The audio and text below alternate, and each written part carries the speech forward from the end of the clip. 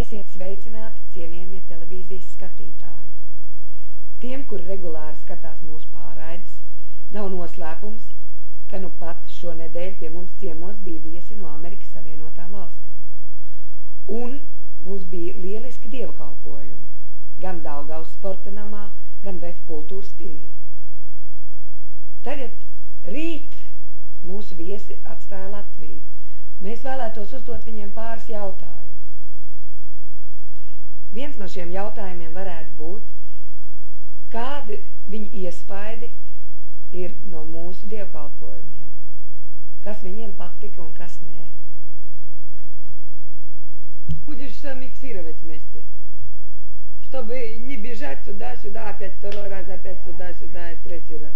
Она может ответить на 3 вопроса, да? Потом следующий на 3 вопроса. И она на все вопросы, которые я буду якобы очередно. Я? Вот она сейчас на этот...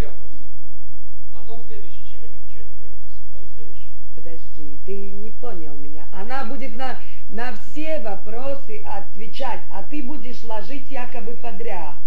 Ты будешь иначе делать, а мы иначе делать, если ты будешь все равно монтировать. Ну, конечно. Она сейчас ответит только якобы на этот первый вопрос. Но ты ее не будешь уходить. Нет. Я сразу скажу, это второй вопрос.